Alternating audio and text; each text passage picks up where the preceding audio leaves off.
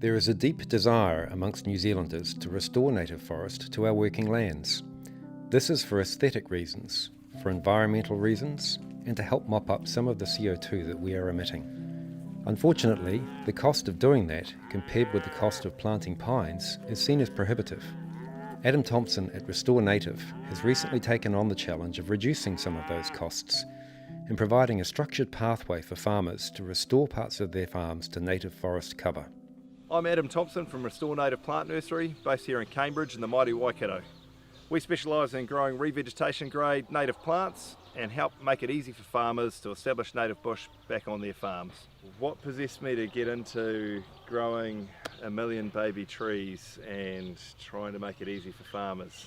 Well, we own 180 hectares here, we're farmers ourselves, and as we started to get into retiring more land and wanting to plant more native trees, we could see the barriers around cost, time, and just getting things right to basically get those forests established and do so in a simple, cost-effective manner.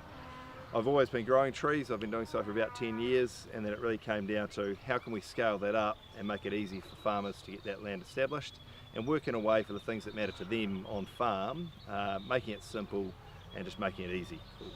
So a few things for us to make things easier, simpler, cheaper. We need to identify what the barriers were to people establishing that native forestry in the past. So obviously scale is a key one for us. We can't keep our price down if we're just going to be growing 1,000 or a few thousand trees a year. We need to be growing large scale to bring those economies of scale in. We're also mechanising our operation. There's a lot of technology there around the world for being able to do more hands-off transplanting, seeding, getting precision accuracy with things so that we can increase our success rate and therefore produce those trees quicker. If we can do it on scale on farm, so it's not each farmer just doing 100 trees a year, and there's nothing wrong with that, but for us, if we can get out doing thousands of trees each year, we can make that planting process a lot cheaper, and we can basically drive the whole cost of it down, and we can just make it simple for people to establish native plants. So part of the solution for farmers for us is providing a go-to-woe type service. So it's a consultation of right tree, right place on their farm, picking off the areas that are going to give them the most benefit. It's providing a good quality tree that's fit for purpose. It's planting and making it easy for them. We know labour on farms is not the easiest thing at the moment, and also specialist labour of planting those trees properly. But then it's follow-up too, depending on the site there's going to be some releasing to be done of those trees and some ongoing maintenance to ensure that they're successful. So basically we've taken it upon ourselves as a business to provide all of that to farmers so that they've got a one-stop shop to get everything they need to get a successful planting project. Look, you can spend a lot of money on establishing native bush. You can plant 50 species and you can have all of the unique things in the world, get them in there, plant them at really high densities, and you can spend $50,000 a hectare establishing native trees. We don't believe it needs to be that. What you need is some good, quick, fast establishing revegetation plants, and then you need something in there which is going to encourage long-term succession and let the birds, let the other seed sources come and bring those other trees and plants into that bush. So we don't believe in going out and planting 50 species. We try and keep it simple. From as simple back as planting 2 or 3 species and a cost of around $12,000 a hectare to establish that, up to planting say a dozen species and spending maybe $20,000 a hectare to establish that. So in terms of species, we run a couple of different options. So we run a very simple afforestation, large scale planting to keep costs down, where we put in Manuka, Kānuka and Tōtara. And the reason we go with those 3 varieties, for anyone who's seen shut up land on hills or land that isn't intensively managed, you're always going to see Manuka and Kānuka coming back. They grow fantastically well, they're suited to those low fertility soils, they're suited to hillsides, they're hardy, they get established quickly, so of course they are just an absolute no-brainer for us to get in. We then like to include in that simple mix a tree species like Tōtara that's going to be long-lived. It's a fruiting species, it'll bring the birds in, the birds will bring other varieties of trees in.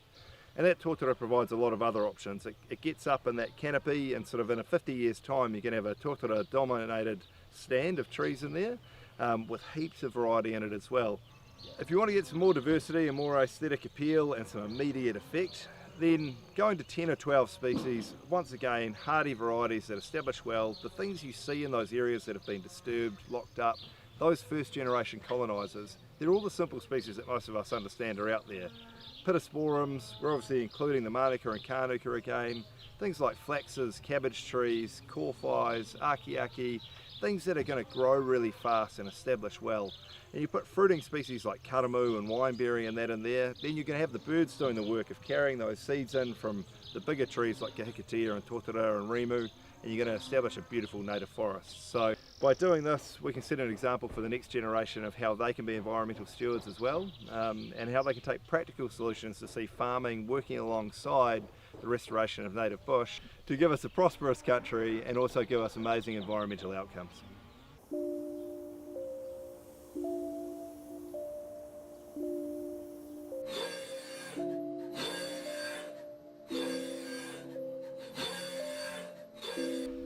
The introduction of this technology has helped us improve our production from where we were only doing a few thousand plants a day to now getting up into the tens of thousands of plants a day.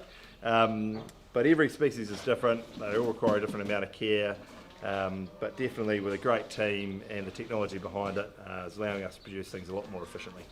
So we're out here on a planting site, which is just a classic hillside on a farm that we're retiring. And what we've done here is we've planted through this area. There's going to be a fence going along the top, so once again you can farm and graze the flatter stuff, and we're retiring the steep stuff in here. So Hannah will talk a little bit about our process for planting and what we do for follow-up to make sure that we get a good quality establishment. So what we do is we have a crew of people that come through with an auger, they auger the holes, and then a crew of people that come through and plant the trees. So today we've just planted a mix of trees. So we come along with our handful, pop them in the hole, and then somebody stomps them into the ground so that they're nice and tight. And then it's about ongoing, checking how those plants go on next season. Every site's different, so we like to get out and look at those projects a couple of times a year to see what's going well and what isn't, what species are thriving in that area, so we can be giving real specific recommendations to our clients. And really for any farmer, it's about a long-term partnership for us. You know, we know that they all are putting some budget aside to ensure that they can improve their environmental footprint. So we're here doing these projects year on year and working as a partnership to achieve that result in the long term. Adam and Restore Native, along with a number of other nurseries, are showing that it is possible to return parts of our working lands into native forest at a reasonable price while providing an overall management plan for the restoration.